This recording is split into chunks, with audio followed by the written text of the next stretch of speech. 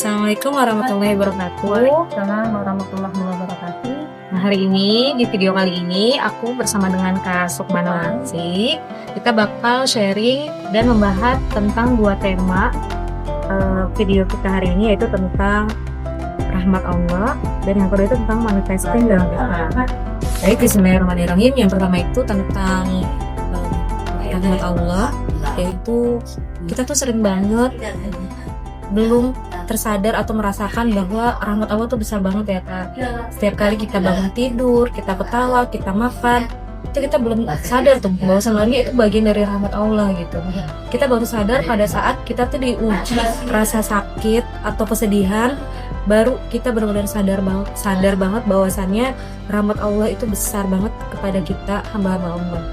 Nah, untuk itu, untuk lebih lanjutnya lagi, kita akan sharing lagi atau membahas bersama Kak Sukma ya tentang tema yang pertama, yaitu tentang rahmat Allah Subhanahu wa taala. Silakan. Alhamdulillahirrahmanirrahim. Allahumma shalli ala sayyidina Muhammad wa ala ali Muhammad. Rabbi shrah li sadri wa yassir li amri wahlul 'uqdatam min lisani yafqahu qawli. Ya Fattah, ya Alim, ya Latif, ifta alaina fathan qariba. Rahmat Allah, anugerah dan kasih sayang tanpa batas yang diberikan kepada umatnya. Mulai dari kesehatan, terus kemudahan rezeki, dan pengampunan dosa yang pernah kita lakukan. Jadi dalam surat Al-A'raf itu ayat 56, Allah berfirman, sesungguhnya rahmat Allah itu sangat dekat kepada orang-orang yang berbuat baik. Nah, jadi teman-teman, semasa kita hidup, niatkan pada diri kita bahwa kita hidup karena Allah untuk memberikan yang terbaik sebagai hamba yang baik. Jadi ke saat kita berbuat baik itu lakukan itu dengan ikhlas dan ridho. Jadi semasa kita hidup itu sesama makhluk itu kita harus berbuat baik, walaupun dengan hewan, binatang gitu. Jadi kita harus berbuat baik gitu, karena timbal balik, walaupun kita berbuat baik itu banyak yang manusia itu ada yang menerima dengan baik, ada juga dengan yang menerima tidak baik. Jadi apapun yang kita lakukan karena Allah dan Nabi, insya Allah ketika orang yang tidak menerima dengan kebaikan kita akan merasa lebih tenang. Yang baik Kak. Jadi kalau misalkan kita mau lebih dalam lagi nih tentang ngebahas rahmat Allah, Kak Sukma sendiri biar relate nih sama teman-teman yang nonton video ini, ada nggak sih pengalaman Kak Sukma yang bisa di-sharing di video kali ini tentang rahmat Allah yang bikin kakak tuh benar-benar tersadar bahwa ternyata Allah tuh baik banget dan rahmat Allah tuh ternyata besar banget. Baik, jadi di saya itu tahun 2020 itu kan saya bekerja sebagai driver ojol gitu, di mana itu saya memakai kerudung gitu ya, kerudung. Nah, saya ada niatan ingin, ya Allah, saya mau beli rok rempel tuh Kak Hesti yang ada di pinggir jalan. Nah, di pinggir jalan. Nah, itu saya lihat itu harganya 140.000 dan 300.000. Nah, namun dengan masa itu kan memang lagi susah-susahnya untuk mencari orderan kan. Nah, ketika itu saya berbalik, saya berdoa, ya Allah, berilah orderan yang cukup bisa membeli tersebut.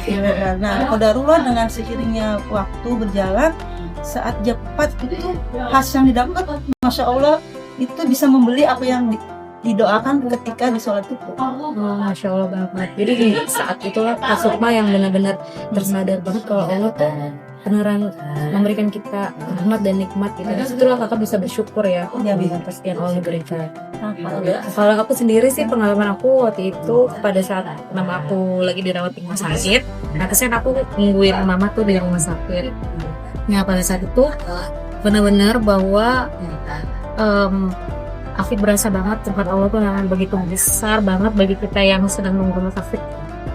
Kita ngelihat banyak banget orang-orang yang di pasien, terutama di ICU itu pakai selang oksigen, mereka cuma bisa tidur, terus mereka juga harus minum obat. Aku merasa bahwa ternyata benar ya, semua hal yang Allah kasih ketika kita sehat itu termasuk bagian dari rahmat dan nikmat dari Allah. Seperti kita bernafas, kita nggak perlu pakai oksigen, nggak perlu bayar, itu sebenarnya termasuk bagian dari rahmat Allah. Dan yang benar-benar aku tersadari juga adalah bahwa benar dinding rumah sakit itu adalah saksi di mana banyak banget air mata yang jatuh diam-diam, terus betapa banyak banget doa-doa yang dipanjatkan, doa-doa yang dipanjatkan untuk kesembuhan keluarga kita yang sedang sakit, dan banyak banget hati yang akhirnya tersadar bahwa Allah tuh semuanya satunya penolong kita, dan Allah tuh yang bisa mengabulkan segala harapan kita gitu. Jadi di situ tuh aku benar-benar belajar banget bahwa sehat itu bagian dari nikmat Allah tuh. Dan waktu bersama orang atau keluarga yang sedang dirawat itu adalah juga sangat berharga banget. Di rumah sakit aku juga belajar sih tentang namanya birrul walidain ya Pak ya, tentang berbakti kepada orang tua. Di situ kita tuh benar-benar merawat orang tua kita dengan sepenuh hati, berdoa, bahkan di sana kita tuh siap-siap untuk menahan air mata kita supaya orang yang sakit nggak sedih. Itu jadi benar-benar Allah dalam Islam ini benar-benar mengajarkan yang namanya birrul walidain itu sangat penting dan baik untuk kita. Dalam firman Allah juga berfirman ya dalam surat Al-Isra ayat 24, dan rendahkanlah dirimu terhadap keduanya dengan penuh kasih sayang dan ucapkanlah wahai Robku, sayangilah keduanya sebagaimana mereka telah menyayangiku di waktu aku kecil. Jadi benar-benar teman-teman, selagi orang tua masih ada, kita baiknya banyak banget waktu buat kita bersama orang tua. Kita juga jangan lupa bersyukur. Pokoknya di rumah sakit itu mengajarkan kita untuk tersadar bahwa nikmat Allah dalam sehat, dalam senang, sakit pun juga termasuk bagian dari kasih sayang Allah ya Pak ya. Bahwa di situ Allah menunjukkan rahmat dan kasih sayangnya. Masya Allah, buat teman-teman kita doakan buat ibu yang masih hidup, buat orang kita benar yang masih hidup, semoga selalu dalam keadaan sehat, ya dipanjangkan umurnya.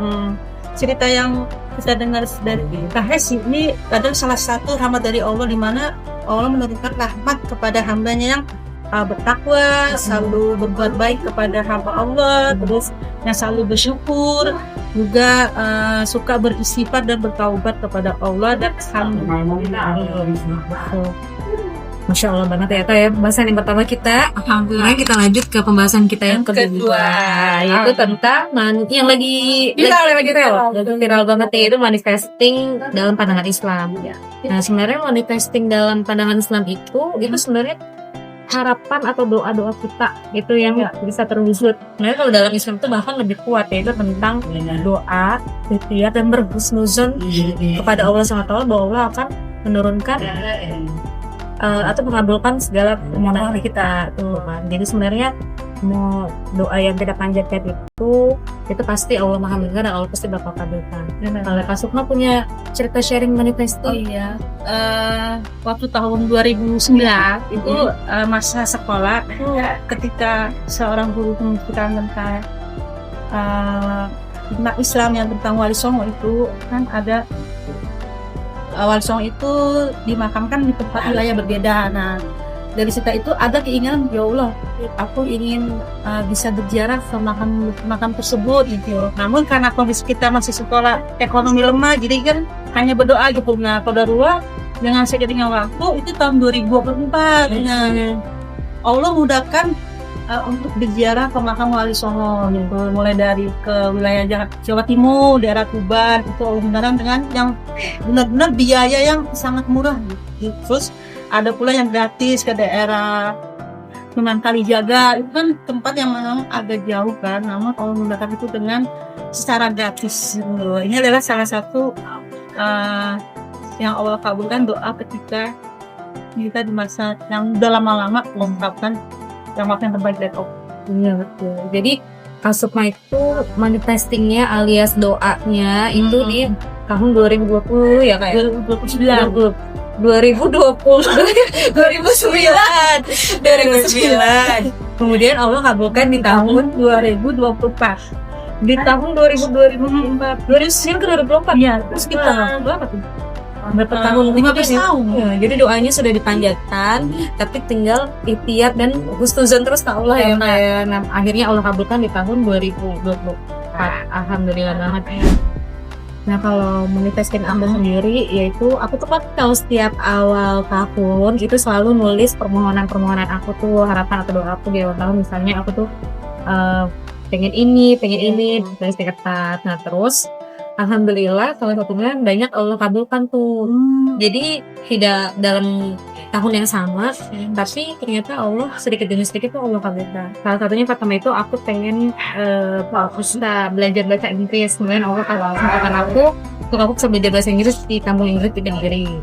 Aku pengen belajar bahasa Arab, alhamdulillah Allah kabulkan juga, aku bisa belajar bahasa Arab di LBIP. Masya Allah. Terus juga yang nggak terakhir juga sebenarnya banyak. Oh iya. Cuman salah satunya adalah rumahku waktu itu atapnya bocor dan kita tuh belum punya rezeki untuk bisa ngebangun rumah kita. Alhamdulillah setelah 2 tahun kemudian Allah kabulkan itu, setelah menahan bocor dengan ember, kemudian Allah kabulkan untuk bisa